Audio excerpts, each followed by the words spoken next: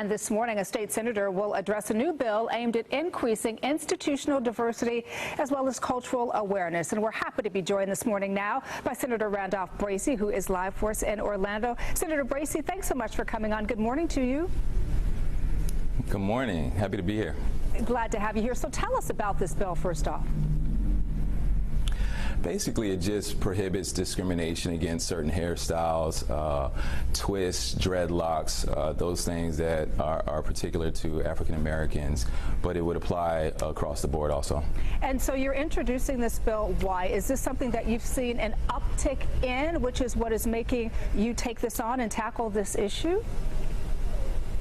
Well, we've seen a couple incidences in Central Florida. There's incidences happening really all over the country, and so kids are being banned from school activities. There's sometimes issues in the workplace where a person can't wear their natural hairstyle. So I think it's important for cultural sensitivity, for people to feel confident that they can wear their own natural hairstyle. And you know, are there any federal regulations in place? Now, the reason I ask this is because we're born with the hair that God has given us, right? And there's not a whole lot that we can do about it. So if you've got naturally curly hair or whatever it is, that's the hair you have. And so I wanted to ask you with regards to where you think this will go. Do you think this is something that will resonate?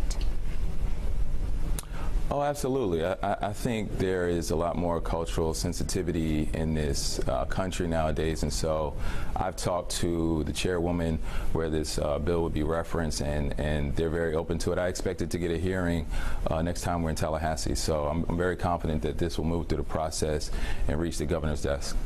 What message do you have for families who may have dealt with this issue firsthand? I've actually, in the interest of full disclosure, have dealt with it with my own son, who has a big curly afro and was told that he would have to cut his hair if he wanted to attend a certain school. And I'm not saying it was racially motivated. That's just the school's policy.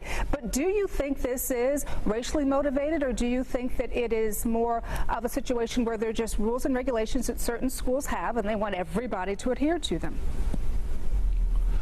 I just think that there needs to be more cultural sensitivity. I don't want to say that it's racism per se, but I just think that a lot of times people aren't aware of what other people have to go through to prepare for work, for school, and so they have policies in place where they don't have other cultures in mind. And so I just think this brings more attention and awareness to the issue.